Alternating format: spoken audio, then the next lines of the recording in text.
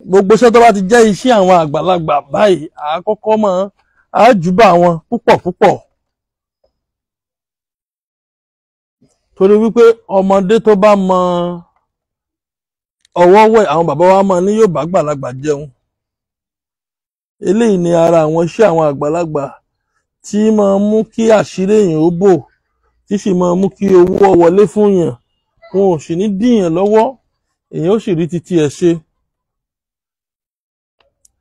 Ẹ like, ẹ share, ẹ comment. Ẹ like, ẹ share, ẹ comment. Èèyàn gbọ́dọ̀ fẹ́ ṣiṣẹ́ àwọn àgbàlagbà kọ́ mọ́ júbà wọn. Wọ́n ní àdáṣe ní máa ń hun mọ́, ìbọ̀ gbọ́dọ̀ hún mọ́ ènìyàn.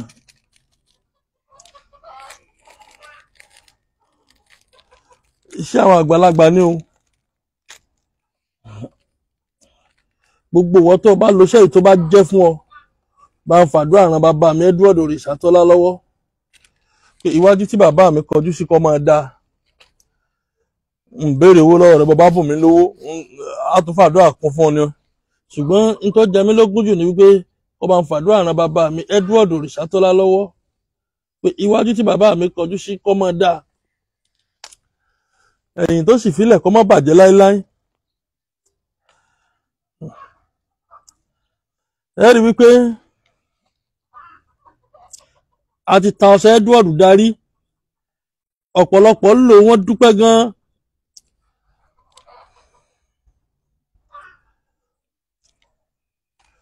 A tún ti wá gbọ́sẹ̀ míì jáde o, a tún ti gbé fọ́múlà míì jáde o, tí gbogbo ayé tó rà wìtìwìtì.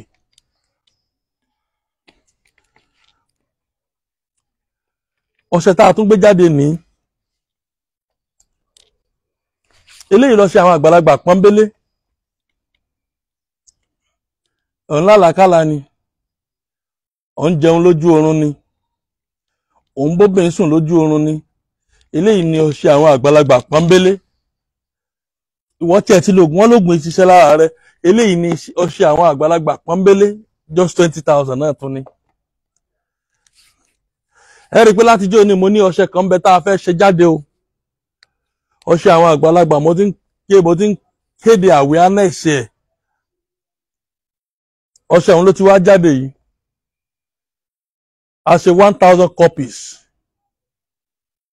Tó bá jẹ́ pé inú ilé la wà ní àbáníká fibi tá a lóòdù ẹ̀ sí hàn yín. Kẹ́rí wípé àwọn Fágbèrè tó fẹ́ ta ọṣẹ yìí, mo fẹ́ kọ́ṣẹ yìí ó tún ṣèkì ìlú. Mo fẹ́ kọ́ káwọn èèyàn tún mọ̀ pé ṣé pé ọṣẹ kan ń bẹ tóun náà tún jẹ́ 1 man battalion. Ọṣẹ kan jẹ́ mọ̀ ṣiṣẹ́ àlákàlà, a máa ṣiṣẹ́ aṣínà, a máa ṣiṣẹ́ àwọn àgbàlagbà. Àwọn àgbàlagbà á dọ́wọ̀ fún ẹ̀, wọn ò ní fọwọ́ bàjẹ́ kankan ẹ̀. Ọṣẹ yẹn tún ní. Àwọn tó lo ọṣẹ Edward wọ́n lè testify sí. 20,000 lélẹ́yìn náà, 1,000 copies ni mo ṣe kalẹ̀. Ọṣẹ kan péré mo sì fẹ́ fi ta. Sanwó kábọ̀ fi ránṣẹ́, sanwó kábọ̀ fi ránṣẹ́. 1,000 copies ọṣẹ àwọn àgbàlagbà. Nọ́mbà tẹ́ pè mí sí ìwọ tó fẹ́ rọṣẹ tó fẹ́ tún bẹ̀rẹ̀ ránṣẹ́ míì 080 30 45 63 83 080 30 45 63 83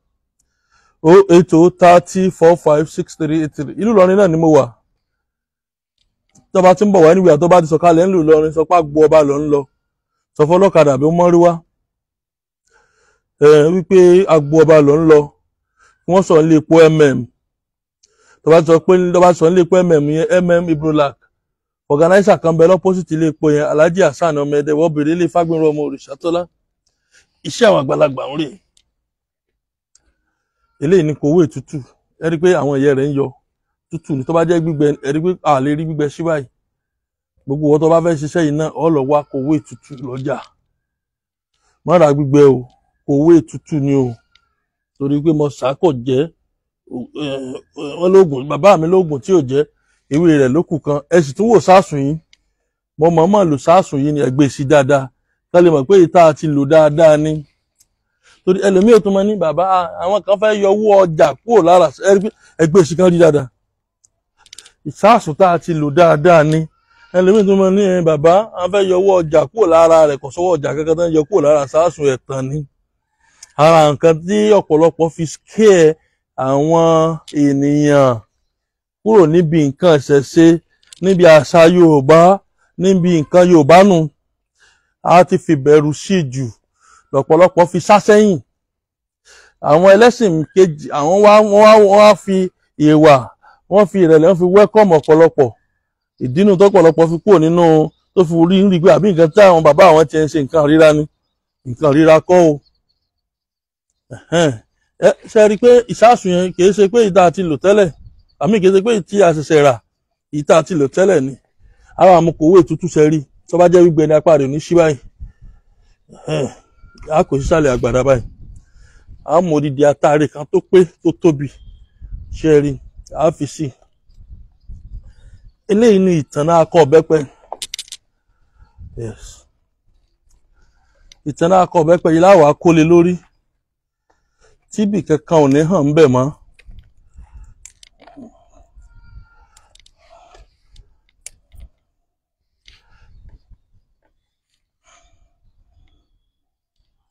iṣẹ́ àwọn àgbàlagbà tó confam ni o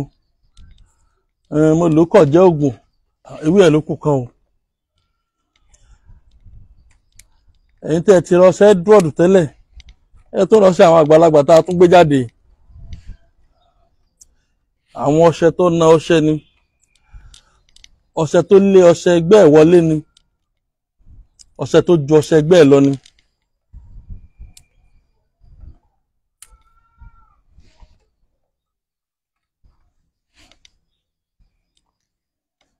ẹ like ẹ share ẹ comment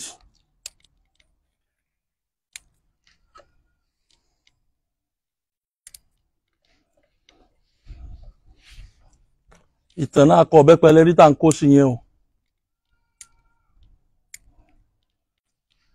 ìtànná akọ ọ̀bẹ́pẹ tí wọn náà bá fẹ́ ṣe tòójọ́ ni o ẹ rí i pé ń soge ṣe rí a ṣẹ̀ṣẹ̀ já ṣe rí torí ẹlòmíì tún lè máa wò ó pé bàbá kinní kan kìí ṣakọ ọ̀bẹ́pẹ tó tù wá já kalẹ̀ tí ó ti rọ o àárọ̀ ọjọ́ tó o bá fẹ́ ṣe àbọ̀sán ọjọ́ tó o bá fẹ́ ṣe àbálẹ̀ ọjọ́ tó o bá fẹ́ ṣe náà lọ já o.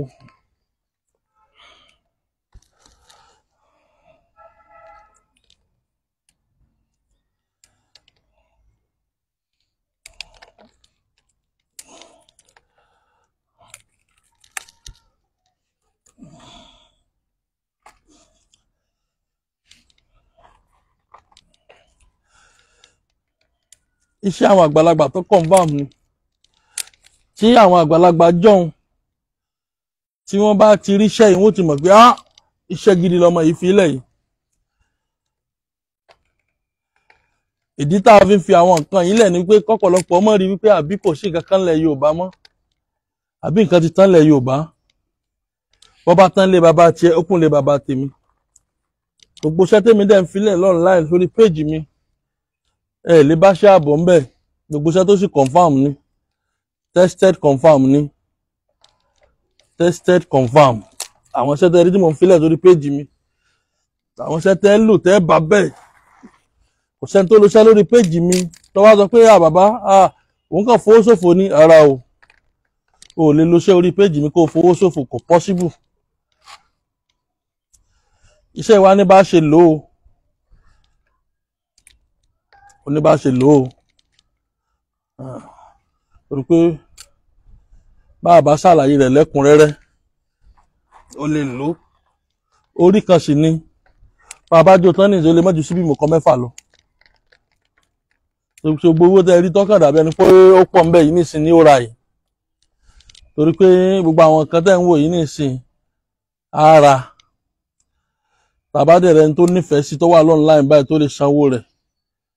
a bá fi ránṣẹ́ ìbá jẹ́ kó lọ wà nígbà tó fi tó 2-3 hours nísìn á jó tán a bá fi ránṣẹ́ lé ní èé gbàgbà tí ó bá ìdálẹ́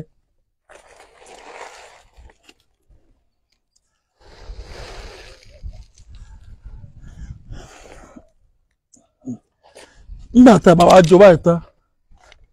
orí kan ni o mo fọlọ́n bẹ̀ wá o kó o tó kọ́kọ́ lò ó èkuru funfun lọ́kọ̀ọ́kọ́ fi lò ó kò sígbà tó lè lò ó ó bá lò láàárọ̀ ó bá lò lọ́sàn-án ó bá lò lálẹ́ ṣùgbọ́n à ń jó tán gbàrà ó ro èkuru funfun wàá wá fi sínú èkuru funfun tó fi sínú rẹ̀ yẹn ó ní wàá kọ́kọ́ rò jẹ tó bá ti rò jẹ ọmọ ti dògún lẹ́yìn ìgbà tó bá ti ro èkuru funfun yẹn jẹ tán for the first time ẹ̀ẹ̀kan náà ni wàá kọ́kọ́ fi èkuru funfun jẹ o lẹ́yìn ìgbà yẹn ọtí lókù tó fi máa lò ó ṣe rí ẹ̀yin tẹ́ ẹ bá wá léèyàn lu òyìnbó dáadáa bóyá ọláwọn bọ́dà ń lo òyìnbó tó dẹ̀ ṣe àbójólógùn àbọ̀jẹ́ wòlíì tó ṣe tó dẹ̀ fẹ́ kíṣẹ́ yẹn tó rìn ju bó ṣe yẹ lọ wàá wá mú wàá lọ wá foreign wine tí èṣe Nigeria made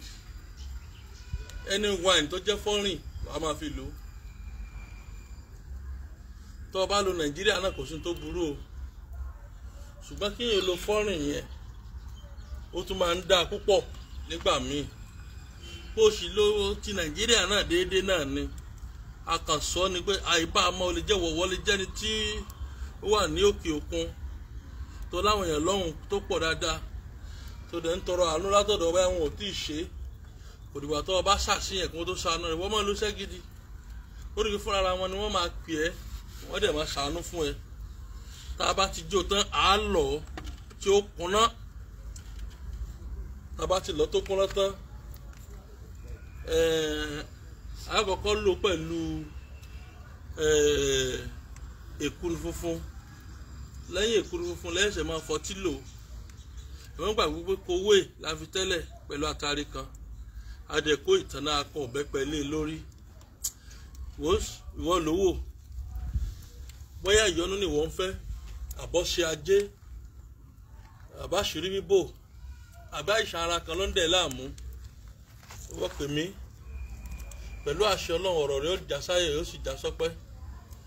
àbáwọ̀rò ńlá kan ni wọ́n ń wá wọ́n pè mí ọ̀rọ̀ rẹ̀ ó já sáyẹ̀ yóò já sọ́pẹ́ pẹ̀lú àṣẹ Ọlọ́run gbogbo wọ́n tó bá lọ ṣe orí péjì mi tó bá dọ̀ Ọlọ́run tó ráyè padà àbí tá a tiẹ̀ ṣiṣẹ́ fún ọ tí wọ́n náà dúpẹ́ fọlọ́run bá ń fàdúrà náà bàbá mi lọ́wọ́ ìwọ́n tó bá wá ṣe àṣẹ yìí tó ṣe àpéjì mi kò ní dààmú orí rẹ̀ ò dẹ̀ ní gbàbọ̀dé ẹ má bínú ọṣẹ àwọn àgbàlagbà tá a ṣẹ̀ṣẹ̀ ṣe jáde ní this is new formula kìí ṣe ọṣẹ Edward o new soap lélẹ́yìí ọṣẹ àwọn àgbàlagbà pọ́nbélé ni ó ṣiṣẹ́ ìtúwọ́ ó ṣiṣẹ́ aṣínà ó ṣiṣẹ́ àlákàlà ìwọ́ra 20,000 ni tó bá dẹ̀ jẹ́ pé méjì lọ lówó ra Edward kan lọ́ṣẹ́ àwọn àgbàlagbà kankan máa wẹ̀ síra wọn wàá rí pé wàá dúpẹ́ àwọn tó ti lo ọṣẹ yìí náà ti dúpẹ́ ṣùgbọ́n mo fẹ́ ṣe fún public bàbá ọṣẹ àgbàlagbà mo fẹ́ bàbá ọṣẹ Edward mo fẹ́ ìwọ lówó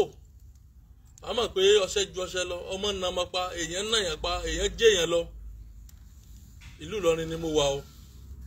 nọ́mbà tẹ̀sí lè pè mí sí náà ní 080 30 45 6383 ìlú Ìlọrin ni mo wà anyway àtẹ́bá tí ń bọ̀ wá tẹ́ ti sọ̀kalẹ̀ ńlù Ìlọrin ẹgbọ́kadà tàbí mọ́rúwá ẹlẹ́nlọ́lé epo Ibrolac lágbo ọba fọ̀gánáísà kan bẹ lọ́pọ́sìtì ilé epo yẹn Alhaji Hasan ọmọ Ẹdẹ ẹbẹ̀rẹ̀ lè Fágbénrún ọmọ Òrìṣàtọ́lá àpèsè ìṣègùn àgbáyé àní dààmú eléyìí ni ọṣẹ àwọn àgbàlagbà wọn náà request fún nọ́mbà tẹ́lẹ̀ pè mí sílẹ̀ kan sí 080 30 45 6383 080 30 45 6383 ẹni fòṣì ló gbà ó dàbọ̀.